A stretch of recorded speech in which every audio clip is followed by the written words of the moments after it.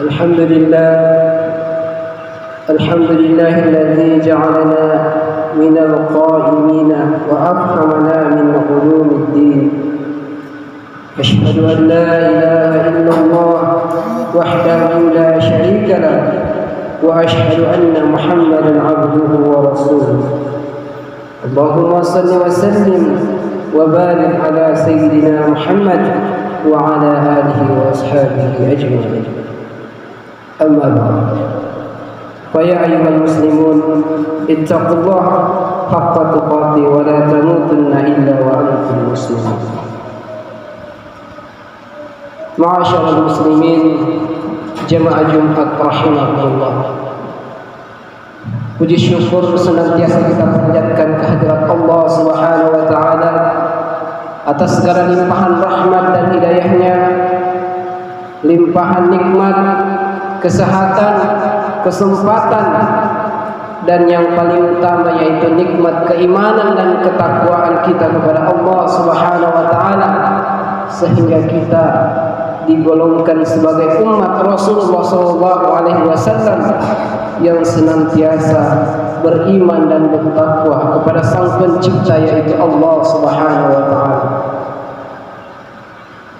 Kemudian salawat dan salam kepada junjungan kita Nabiullah Muhammad SAW, Nabi panutan kita, suri toladan, uswatun hasanah, suri toladan yang baik untuk kita sebagai umatnya maupun seluruh penjuru dunia ini. Sebab Rasulullah SAW merupakan rahmat untuk sekalian manusia. Hadirin jemaah Jumat rahimakumullah, marilah kita selalu berusaha meningkatkan iman dan takwa kepada Allah Subhanahu wa taala dengan sebenar-benarnya takwa, yaitu dengan senantiasa berupaya menaati segala perintahnya dan menjauhi segala larangannya dengan penuh kesadaran, kesabaran, kemauan keras dan ikhlas semata-mata mencari keridhaan Allah Subhanahu wa taala. Hanya dengan iman dan takwa kepada Allah Subhanahu wa taala kita akan mendapatkan kebahagiaan, keselamatan dan perlindungan dari Allah. Akan dihindarkan dari segala macam godaan syaitan, dijauhkan dari segala bentuk akhlak tercela dan perbuatan jahat, sehingga hidup senantiasa selamat dan tiada pernah menyentuh azab api neraka. Tidak akan mengalami kesusahan atau berduka cita. Hal ini sebagaimana firman Allah Subhanahu wa taala, wa yunajjillahu allazina taqaw bima fazatihim la yamassuhum su'u wa lahum yahzanun. Dan Allah menyelamatkan orang-orang yang bertakwa karena kemenangan mereka. Mereka tidak disentuh oleh azab dan tidak bersedih hati. Quran Az-Zumar ayat 61. Dikuatkan dengan ayat lain, in tamsaskum hasanatun tasuhum wa in tusibukum sayyi'atun yafrahu biha wa in tasbiru wa tattaqu la yadurrukum kaiduhum syai'a innallaha bima ta'maluna muhit. Jika kamu memperoleh kebaikan, niscaya mereka bersedih hati. Tetapi jika kamu tertimpa bencana, mereka bergembira karenanya. Jika kamu bersabar dan bertakwa, tipu daya mereka tidak akan menyusahkanmu sedikit pun. Sungguh Allah Maha meliputi segala apa yang mereka kerjakan. Quran surah Al-Imran ayat 120. Allah senantiasa memberikan perlindungan kepada orang-orang yang beriman dan bertakwa kepadanya dengan memberikan bimbingan batiniah, melalui hidayahnya, memberikan kekuatan dan beramal soleh dengan taufiknya dan mengarahkannya ke jalan lurus yang diridhoi olehnya. Dengan iman dan takwa kepada Allah Subhanahu wa taala, kita akan mendapatkan hidayah dari Allah Subhanahu wa taala, kekuatan dan bimbingannya, sehingga hidup kita akan bahagia dan selamat kelak menghadap Allah pun dalam keadaan husnul khatimah. Hadirin jamaah Jumat rahimakumullah, mendapatkan husnul khatimah atau akhir hidup yang baik adalah dambaan setiap muslim. Namun untuk mencapai husnul khatimah jelas tidak mudah. Berbagai macam hambatan, godaan, bujukan dan rayuan syaitan akan senantiasa menghadap.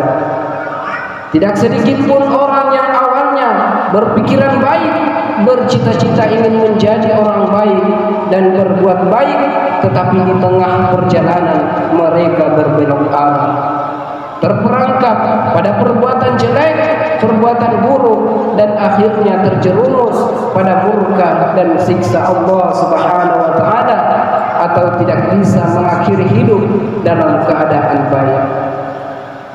Ada juga orang yang awalnya bergelimangan dosa, berubah menjadi baik, berpikiran baik, bercita-cita menjadi orang yang baik dan berbuat baik, akan tetapi di akhir hidupnya kembali menjadi orang yang tidak baik.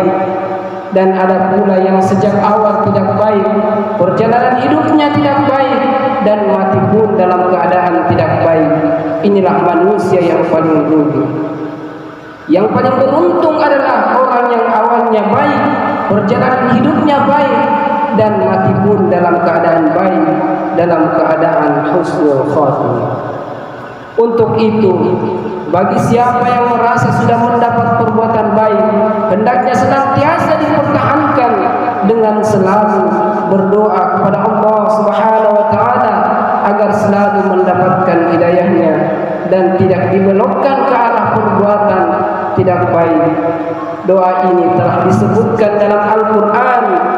Firman Allah Subhanahu wa taala, Rabbana la tuzigh qulubana ba'da idh hadaytana wa hab lana min ladunka rahmah innaka antal wahhab.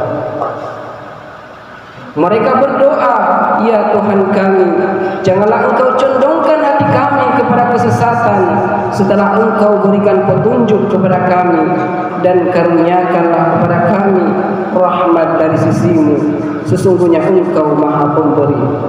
Quran surah Al-Imran ayat 8. Doa ini menunjukkan bahwa kita merasa mendapat petunjuk dari Allah.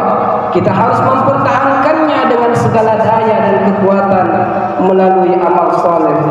Di samping senantiasa berdoa memohon kepada Allah agar hati kita tidak dibelokkan dari petunjuknya. Kita tahu tidak sedikit orang yang sebenarnya sudah mendapatkan petunjuk hidayah dari Allah Subhanahu wa taala, akan tetapi hatinya membelok dari hidayah tersebut. Hidayah Allah sangat penting karena hidayah Allah mempengaruhi cara berpikir manusia. Orang yang mendapat hidayah Allah, jalan pikirannya dan tindakannya selalu mengarah pada kebenaran dan kebaikan. Sebaliknya, bila tidak mendapat hidayah dari Allah Subhanahu wa taala, jalan pikirannya selalu salah dan perbuatannya pun selalu mengarah pada keburukan dan kejahatan. Bahkan selalu disetir oleh syaitan hawa nafsunya. Ia tunduk kepada hawa nafsunya. Yang lebih berbahaya, dia mudah ditipu oleh syaitan dan menganggap apa yang dilakukannya sudah benar. Segala sesuatu yang diketahuinya selalu merasa benar. Segala hasil pemikirannya benar. Padahal apa yang dilakukannya itu sudah meleset dan jauh dari nilai-nilai kebenaran agama Allah Subhanahu wa taala. Jika sudah demikian, ia akan sulit menerima petunjuk agama, hanya mengandalkan pemikiran dan ilmu pengetahuannya saja, dan tidak mau menerima kebenaran dari orang lain. Alhasil, ia mudah sekali dibelokkan pada kesalahan dan kejahatan. Dalam hal ini Allah mengingatkan dalam firman-Nya, "Afara'aita man ittakhadha ilahahu hawahu wa adallahu Allahu ala ilmin wa khatama ala sam'ihi wa qalbihi wa ja'ala ala basarihi ghishawa faman yahdihi min ba'dillahi afala tadhakkarun." Maka pernahkah engkau melihat orang yang menjadikan hawa nafsunya sebagai Tuhannya dan Allah membiarkan sesat dengan sepengetahuannya, dan Allah telah mengunci pendengaran dan hatinya serta meletakkan tutup atas penglihatannya. Maka siapakah yang mampu memberikan petunjuk setelah Allah membiarkannya tersesat? Mengapa engkau tidak mengambil pelajaran? Orang yang disetir oleh hawa nafsunya akan sulit menerima ajaran agama Allah. Allah pun membiarkan orang tersebut tersesat karena Allah tahu dia tidak menerima petunjuk yang diberikan kepadanya. Oleh sebab itu Allah Subhanahu wa taala menganjurkan semua umat Islam agar senantiasa memohon kepada Allah agar mendapatkan hidayahnya. Bahkan saking pentingnya hidayah Allah Subhanahu wa taala, setiap muslim diwajibkan memohon hidayah 17 kali dalam sehari semalam dalam tiap salat yang berbunyi ihdinas siratal mustaqim siratal ladzina an'amta 'alaihim ghairil maghdubi 'alaihim waladdallin. Tunjukilah kami jalan yang lurus, yaitu jalan orang-orang yang telah engkau beri nikmat kepadanya, bukan jalan mereka yang dimurkai dan bukan pula jalan mereka yang disesatkan. Quran Surah Al-Fatihah ayat 6 hingga ayat 7. Hadirin jamaah Jumat rahimakumullah, jika apa yang kita pikirkan dan kita amalkan senantiasa berada di jalan yang digariskan oleh Allah, maka kita akan menjadi orang yang baik. Sebaliknya, bila apa yang kita lakukan melenceng dari apa yang digariskan oleh Allah atau lepas dari hidayah Allah, maka kita akan menjadi orang yang paling rugi. Orang yang selalu berpegang pada ajaran dan petunjuk Allah akan selalu berada pada kebenaran hakiki, benar dalam keimanan, dalam ibadah, dalam amal soleh lainnya. Bila kita dapat mempertahankannya hingga akhir hayat kita, maka jelas kita akan mendapatkan akhir kehidupan yang baik atau husnul khatimah. Maksudnya, bila nanti Allah memanggil kita untuk menghadapnya, kita akan mencapai husnul khatimah, akhir kehidupan yang baik. Harap diketahui bahwa akhir hayat manusia hanya ada dua pilihan. Kalau tidak husnul khatimah, tentu su'ul khatimah atau akhir kehidupan yang buruk. Rasulullah SAW bersabda, mustarih dan mustarihun minhu. Para sahabat bertanya, siapakah sebenarnya mustarih dan mustarihun minhu itu ya Rasulullah? Nabi SAW menjawab, mustarih adalah seorang mukmin yang meninggal dunia, diistirahatkan dari kepayahan dan penanggungannya di dunia, dan dia kembali ke rahmat Allah Subhanahu wa taala.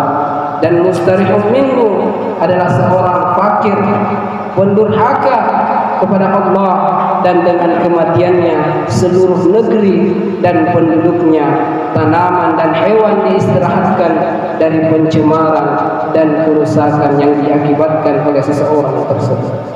Oleh sebab itu, marilah kita berusaha sekuat tenaga untuk senantiasa berada pada petunjuk Allah Subhanahu wa taala, tunduk dan patuh terhadap segala aturan Allah dengan mengamalkan segala perintahnya dan menjauhi segala larangannya, serta senantiasa berdoa kepadanya agar selalu dibimbing ke jalan yang benar, sehingga kita kelak mendapatkan husnul khatimah dan dijauhkan dari su'ul khatimah.